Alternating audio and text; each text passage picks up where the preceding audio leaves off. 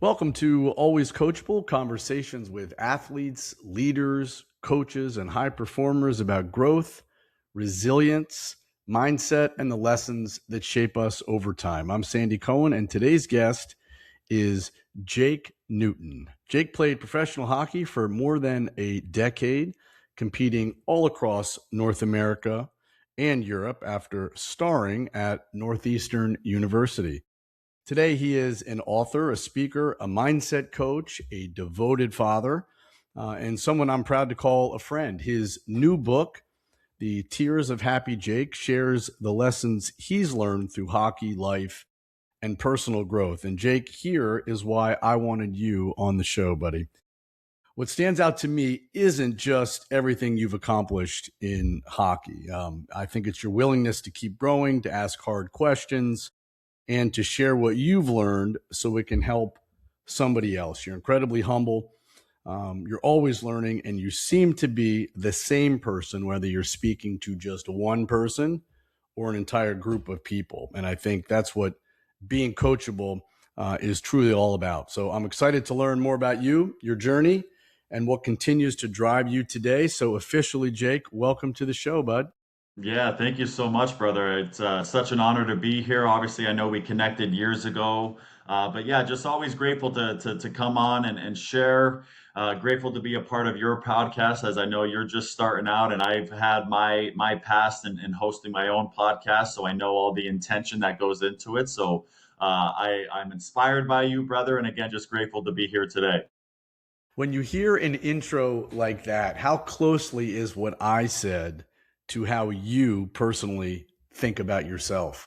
Yeah, yeah, certainly. It's interesting now not being within my career. It's during the career, the results were kind of always tangible. You try out for a team, you make a team, you work hard, you get acknowledged for it, validated for it, so on and so forth, whether that was external validation or internal validation. And now being outside of my career and having my own business and this book out there, the results aren't always there like they were during my career. So I try to remain humble and I try to remain humble as you had highlighted there.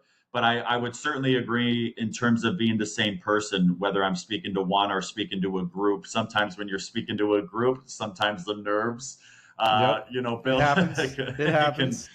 certainly I did a little public speaking years ago now in Buffalo where I spoke in front of like 200 to 300 people, and it was such a wild ride to experience the nerves that I had, but to be able to lean into the things that I provide for my clients with the positive self-talk, with the conscious breathing and whatnot, and wound up having a really good time doing it. But yeah, it's always interesting when you're in front of a group that you don't know anybody, and trying to not entertain any of the stories of what they might be thinking, because chances are they're not thinking negatively about me anyhow. So yeah, no, I do appreciate the intro, and I would say it was pretty spot on. Obviously, within life, being a father as well, you have the highs and the lows, and it's trying to not allow the lows to define me and really dictate what I do day to day when I'm experiencing those seasons. But it's a challenge. It's a crazy world that we live in. That's for sure. So. Take me back to the younger years before the professional career. What were you like as a teenager? Obviously, hockey was a big part of it for you, but what was driving you at that young age? Yeah, I think it was all, I had the dream, I had the vision of making it to the NHL, and I realized at a relative young age that hockey was going to be my ticket, was going to be my way of getting out, because I didn't grow up in a hockey hotbed. I grew up in the desert, rated the fourth worst city in all of California. Deep, deep, deep. Not the Yeah, California that everybody thinks about. I yeah, was yeah, from the real California, the yep, desert, yep. and we didn't have ice hockey. So the closest ice hockey rink to us growing up was an hour and 15 minutes away. So I started out in street hockey, roller hockey. And then once we made the transition, it was a relative easy transition for me. And then it was probably around the age of about 13, I started going up to Canada to participate in these junior showcases. And luckily, the first year I had my older brothers there with me. So there was some comfort in playing against older players, knowing that I had my brothers on my team, so that if anything out of hand. They'd be there to protect me. But growing up as a teenager, I was very shy, very not who I am today. Certainly, I was living kind of in a shell, and I think a lot of that was due to the things that I experienced as a very young child in terms of trauma.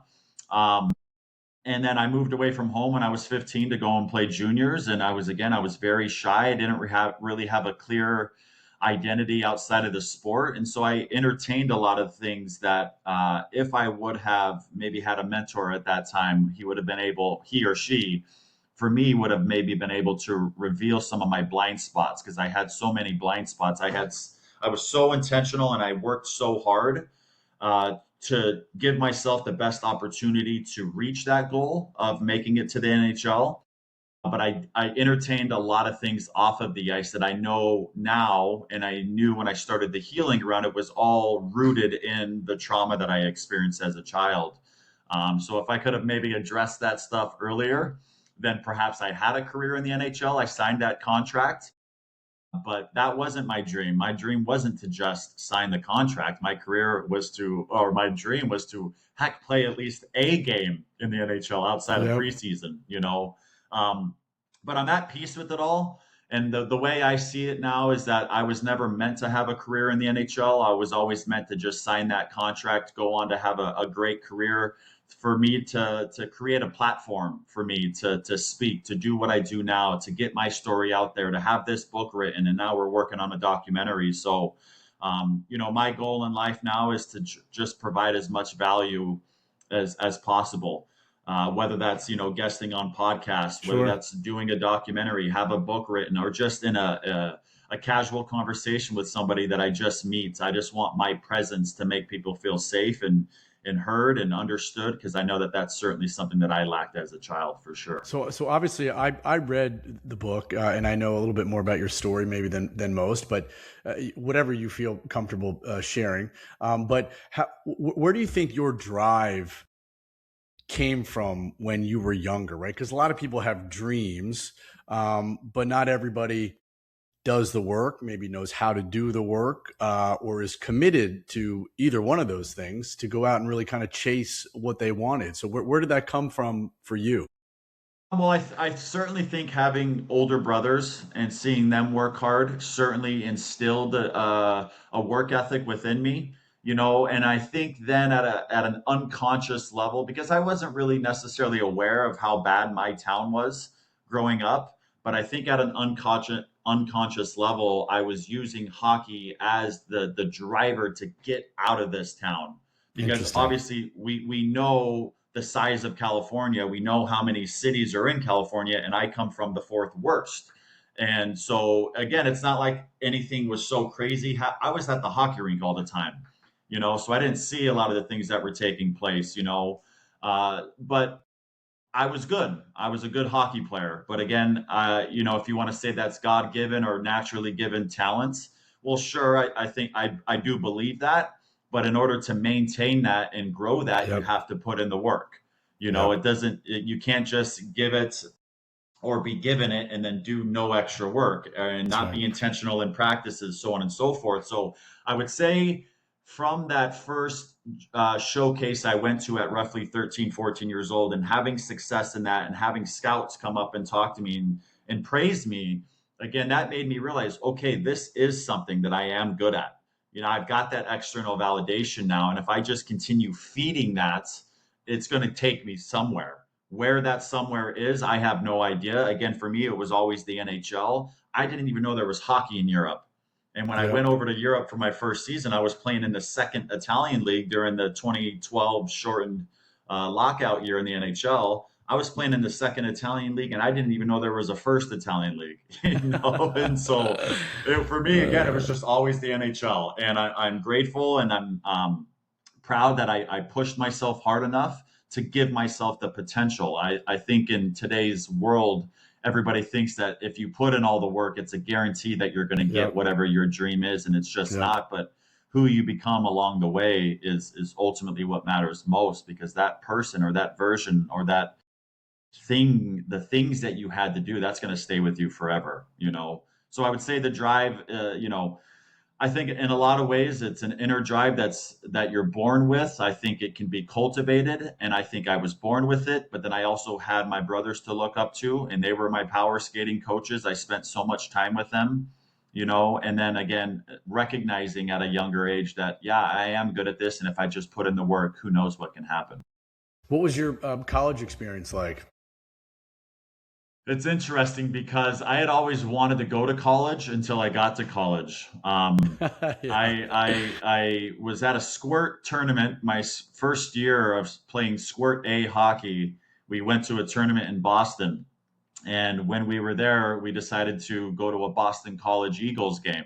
And I remember being there, hearing all of the student sections and all of the music being played. And I thought to myself in that moment, this is where I want to go. I want to play It college sucked you right hockey in. here. It sucked you right Sucked, in. sucked Yeah. me right in. And Yeah. then, advanced several years. I'm playing in the USHL for Lincoln. And I had gotten my offer from Northeastern. And then the year before, I was living with Jimmy Hayes, rest in peace, brother. And he was playing at Boston College, and they were looking for a power play defenseman. And he called me, hey, I'm going to talk to my coach about you, Jerry York. He's going to come out and watch you. I'm just like, okay, baby, here we go. I'm one step closer.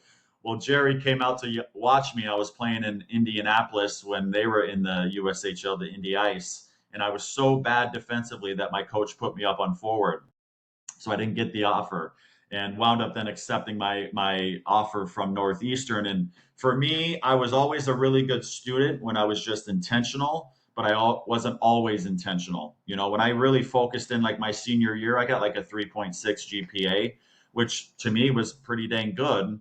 But then from when I graduated high school until I went to college, there was a 3-year gap there where I was Sure. just laser focused on hockey. And then Northeastern is a pretty prestigious academic school. And I thought, oh, I'm going to go into business. And my assistant coach, who was kind of, helped everybody out academically, said, oh, no, this is a top 20 school, business school in the nation. You're not going into that.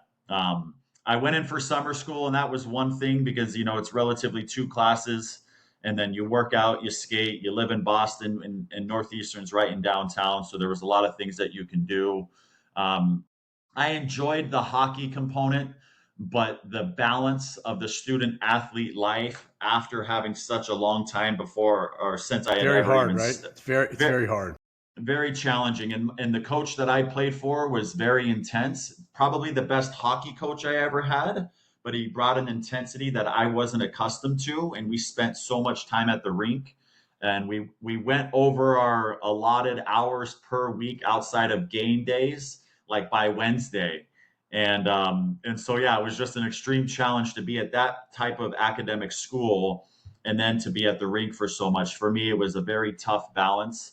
Without my mom and oldest sister, I don't think I would have been eligible to play had I even gone back for my second year. But they certainly helped me out a lot. And yeah, it was great. I'll never forget playing against BU the first time at home at Matthews Arena, and just seeing the student line to get tickets. It was like a quarter mile, half mile long. And, I was never the most physical player. I didn't necessarily need to be because of my skating ability, my stick on puck, my positional play. But I remember that game was probably the most physical I ever played without even focusing on playing physical. It was just the focus on upping my compete level, and naturally the physicality came. But I'll never forget that game, and we won. So college was an overall great experience. If I could go back and do it over, I would have probably stayed for maybe just one more year. Um, but we don't get that chance, That's right. So That's right. The journey from college to whatever level, signing a professional contract, getting paid to play wherever it is. Um, what was that like for you as you kind of made that jump? yeah, so for me, essentially from the time I started playing, higher level youth hockey, and then playing a season at the NAHL level, 2 seasons at the USHL level, and then even at the college level, I was always within like the top two of the team, top two, top three, always a go-to guy. Yep. And so it allowed me to continue working on my strengths of being that offensive defenseman, that power play defenseman, And I had so many blind spots. Like I said, I didn't need to be physical, but I'm a big guy. I need to at least have that ability should it ever become necessary. And it wasn't until I signed that NHL contract. Well, now I'm surrounded by a group of guys that were all the go-to guy on essentially every team they played on. And what I didn't realize is that what got me to that level wasn't what was going to keep me at that level. I didn't realize that more was going to be required from me. I worked so hard, but it's like I worked so hard. I signed that contract, but then I became satisfied and comfortable with that. Again, not recognizing I need to up my everything. And in a lot of ways, for me, it was going to be an elimination of things. I had Yep. all the hard work, but I needed to eliminate a lot of these distractions that become a lot more present when you move away from home for the first time. The Sure. distractions, the persuasions, the lack of an identity outside of being an athlete. And I didn't have that. If I had a good game, I was the best person in the world. If I had a bad game, I was the worst person in the world. So I didn't entertain anything else. It was literally hockey and nothing else matters. And then now being at the professional level and especially being at the NHL level, like when I first signed my contract after my freshman year at Northeastern, there was still like 6, 7 weeks left in the NHL season.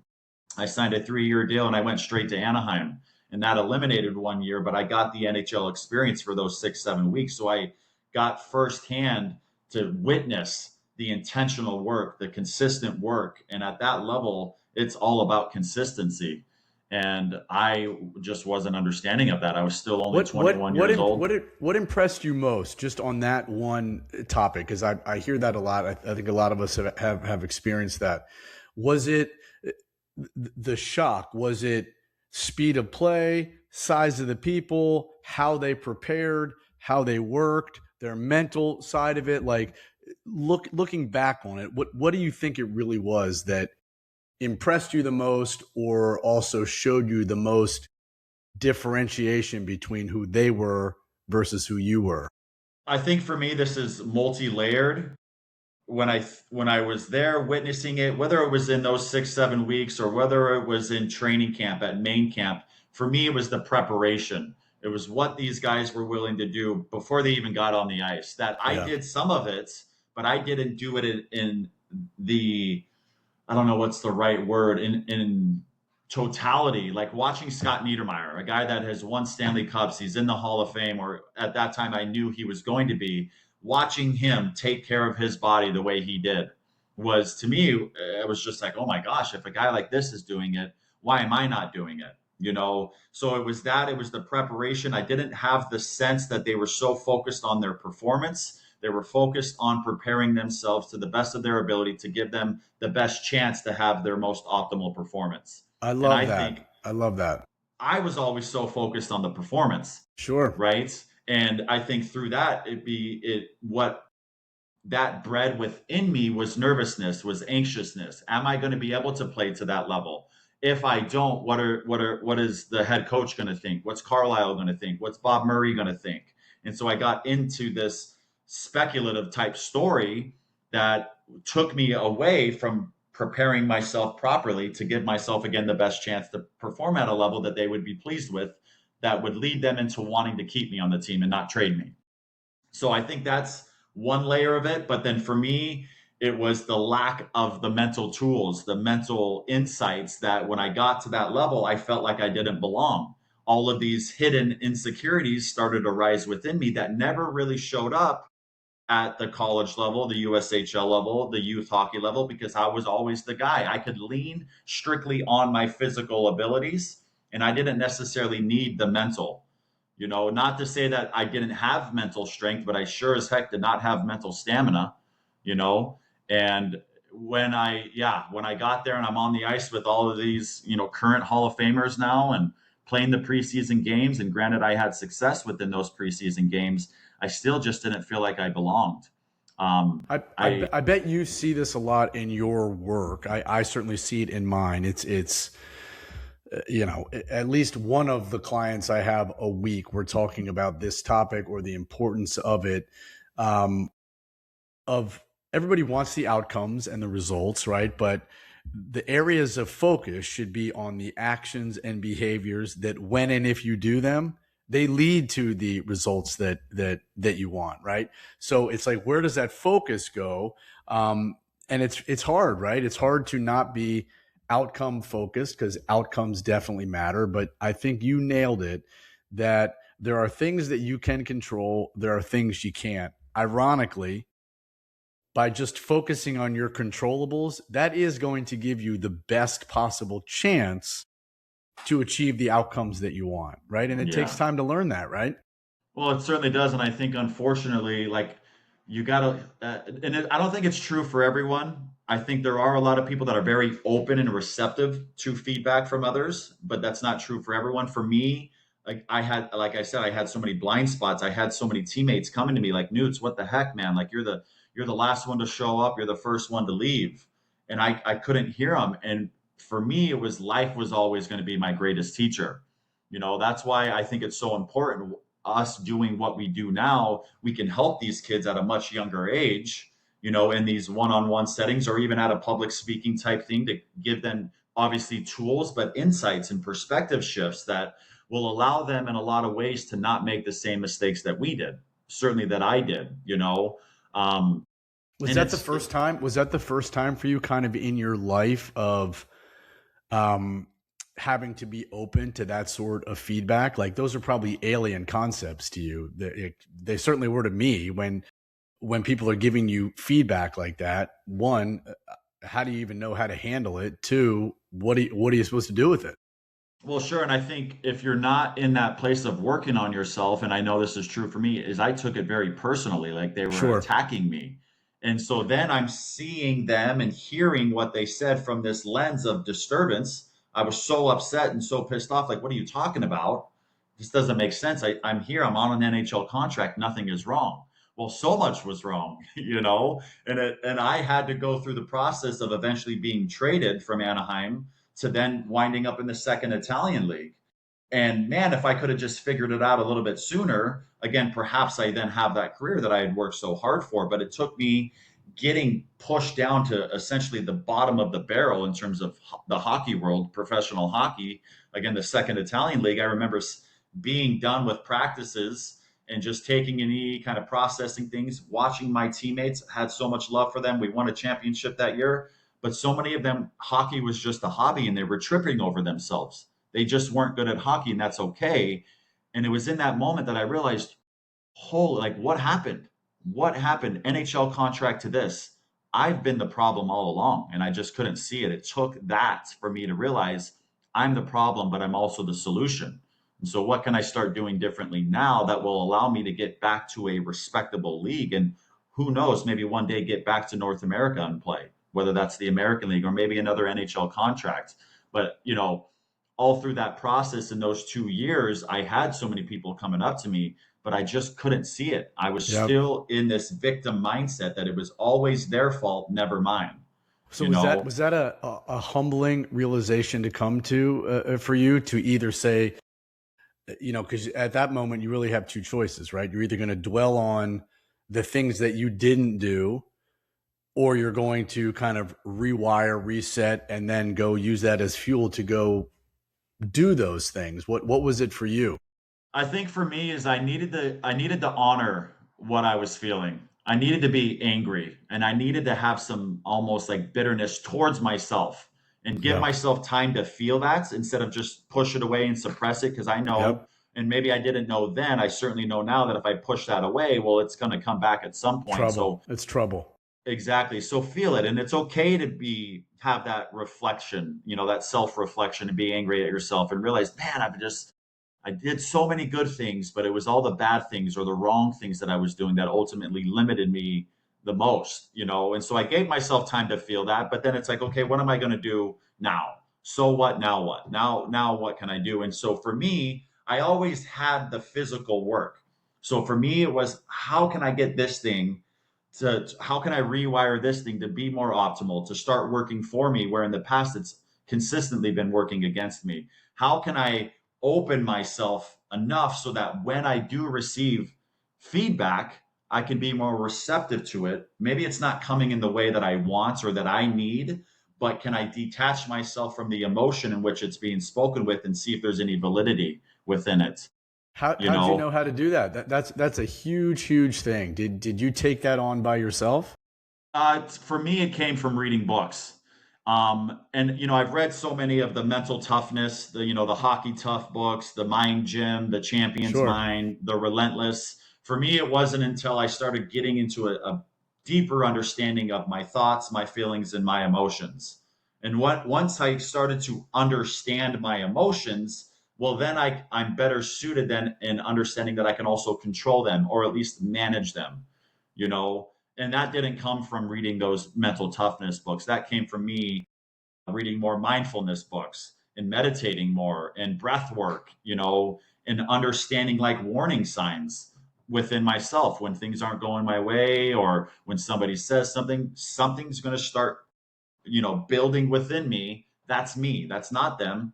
What they said might have started that, but I need to go and address where that's coming from. And I think, the whole belonging, feeling like you belong, I think a lot of that is rooted, or for some people, it can be rooted in childhood. If I know for me, if I didn't have a great performance in my father's eyes, well, I got screamed at a whole bunch, or I got the silent treatment. So I didn't feel like I belonged. I didn't feel wanted.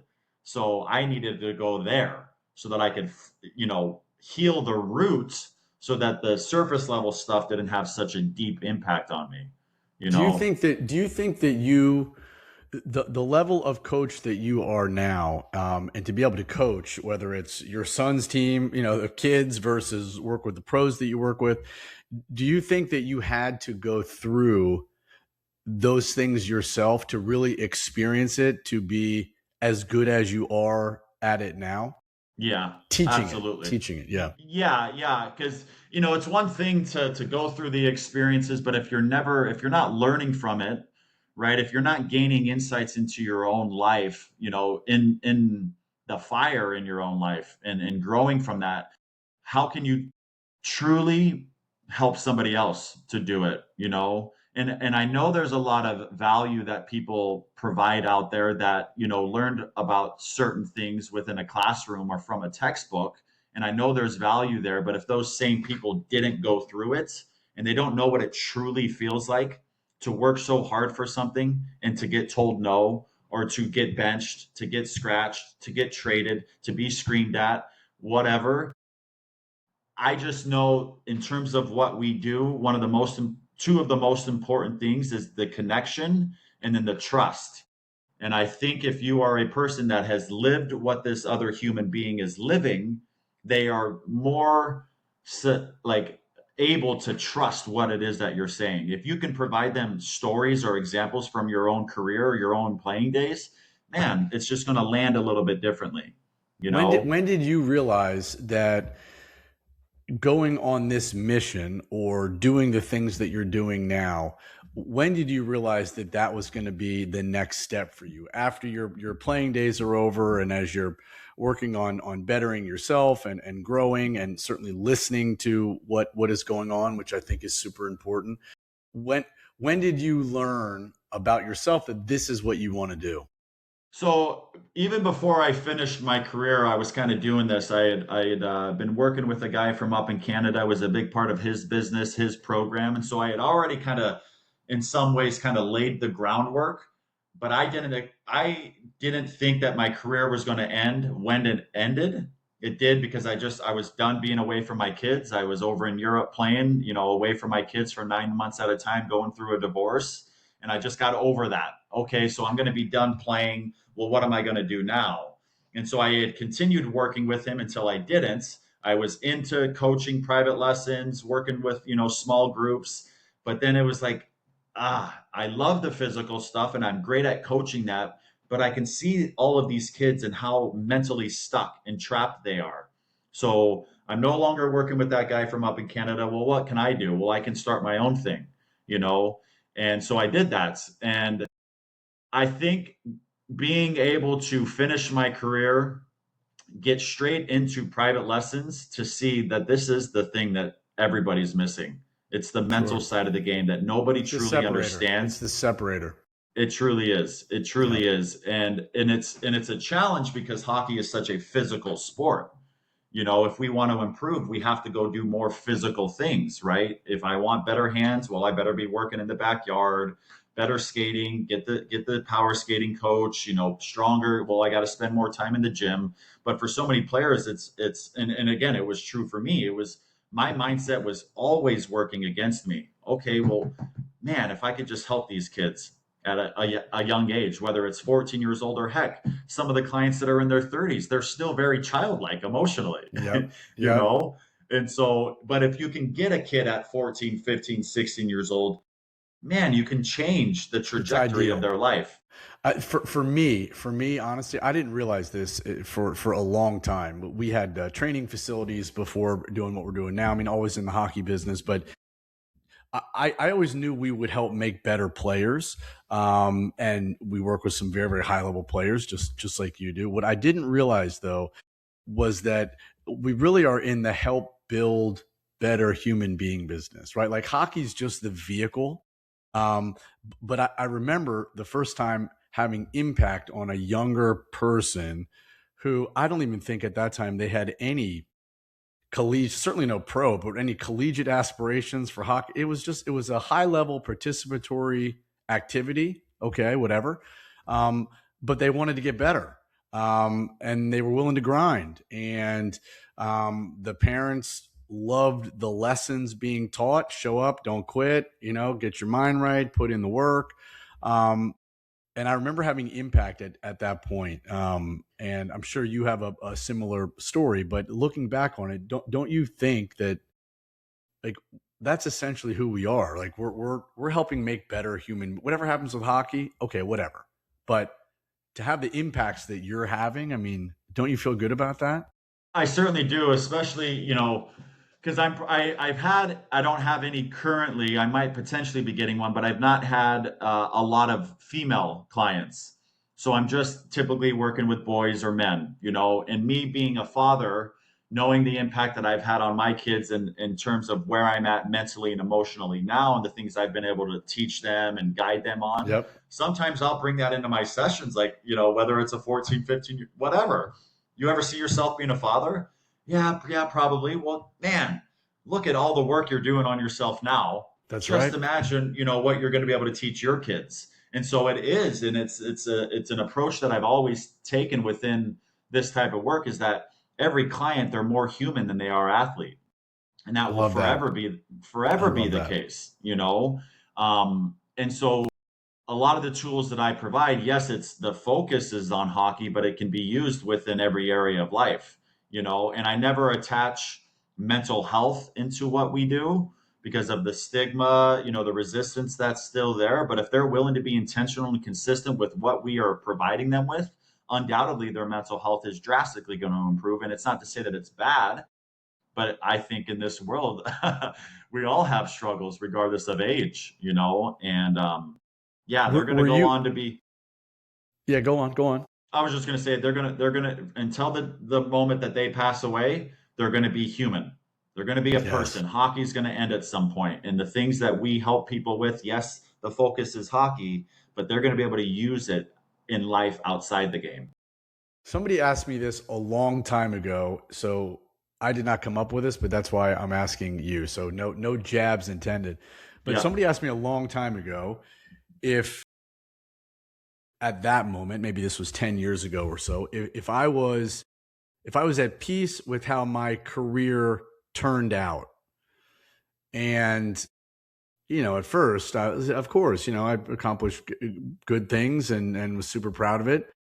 But I remember going home after that and thinking, God, I don't know if I am. What am I carrying around extra weight that it's not good or bad? It's my perception of it. Maybe I'm being tough on myself, but are you at peace with how your career turned out? Which I'm not suggesting one way or another, but do you Mm. think you're still carrying anything now? I want to say yes, I am at peace, but what still lives within me is the fire. And still being in the game Yep, and still like I don't watch the NHL as much as I did when I was a kid. I still it's have my hard. favorite. It is. I still have my favorite, team. I still enjoy watching the game, but I know that had I just been different, had I got a mentor when I moved away from home at the age of 15, had I began healing from my childhood sooner, like because when I played in that preseason game with Anaheim, and granted I had a goal and an assist, I thought I made it, but Yep. within that game was 6 fights, and every time a fight broke out again, it was like there was this whisper in my voice, in my head, and I was frozen. And anytime there was any type of confrontation within a practice or a game, I was little Jake again. And I didn't understand then what the heck was happening. I can see it also clearly now. And so I know that there is a lot more I could have done within the game. Granted, I went over to Europe and had a great career over there and got to respectable leagues, Finland, Czech Republic, Sweden.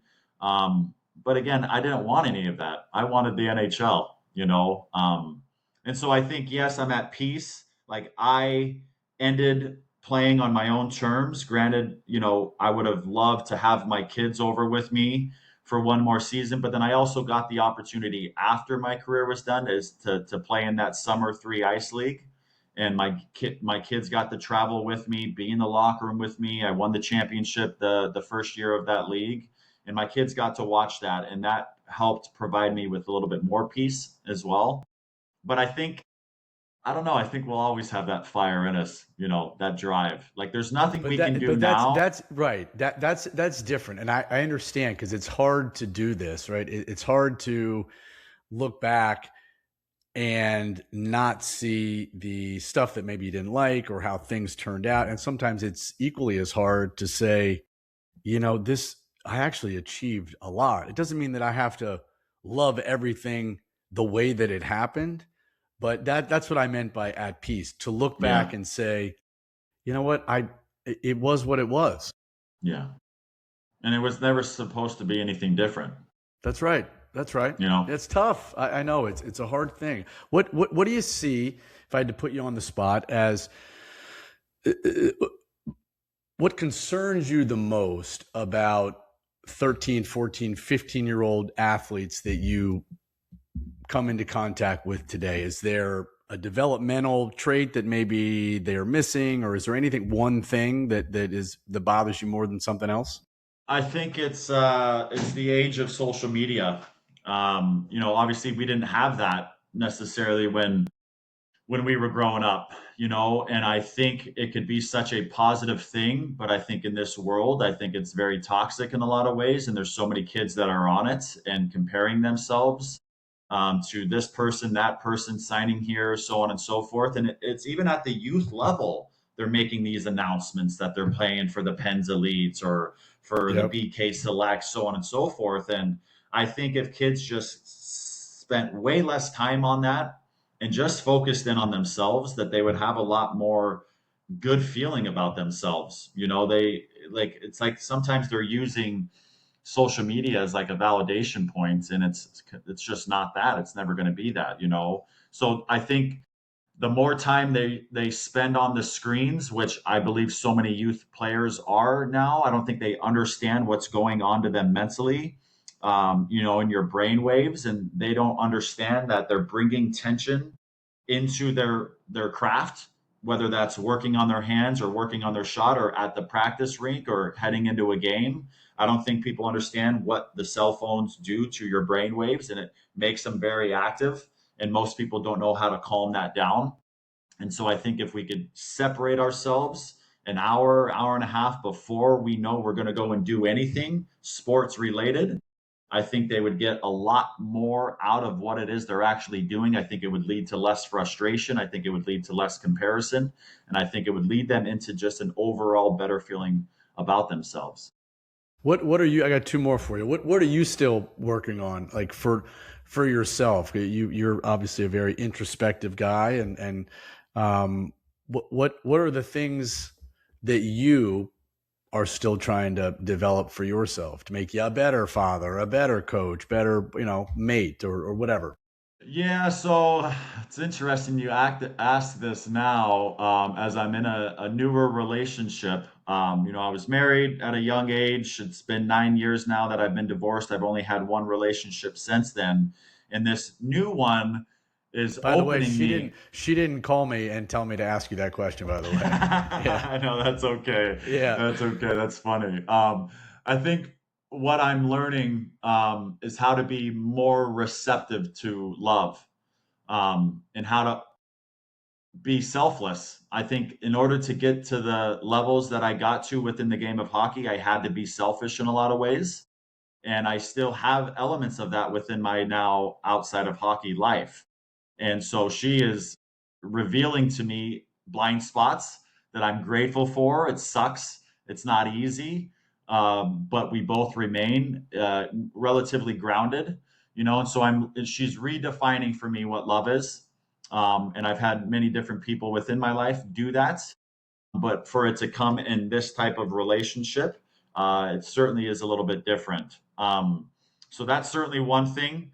And then another thing is, yeah, having kids. I think they're the ultimate inspiration in my life. And obviously, having my son in the game now and seeing the drive that he has and the work ethic he has and the true, I feel, love for it, it inspires me to continue. Because owning your own business isn't always sunshine and rainbows, and so I can get a an influx of new clients in a 4-week period, and that's great. But then I can also go 2 months without getting a new client, and then it's like, oh my gosh, what am I going to do? And so having my kids, and granted, I don't have them all the time, I have them 50% of the time, missing them inspires me, having them with me inspires me to continue showing up. And they help me in a lot of ways. I think kids are just such beautiful teachers. They reveal a lot of about me, and I don't think they're even aware that that's taking place. You know the great thing, I've in doing like this podcast. I mean, I've asked a lot of people a similar question to what I asked you, and most people give a similar answer, right? They're already kind of high performers or like you accomplished. And I always try to point out what you just said. I know you are complimenting them and talking about your awareness, but it also is, I hope you see it this way, a compliment to yourself, that it's one thing to be in situations where that message is coming out. It's another thing, though, to be in a place which you described, to be able to receive that, and to not, you don't need to defend, like, you just be who you are. Everyone's just trying to do the best that they can. So I also think it's a check in your corner that you're listening, that you're being open to the feedback or just the perspective. Yeah, and I think that goes hand in hand with this podcast, Always Coachable. I don't think we'll ever have it all figured out. What would life be if we knew everything?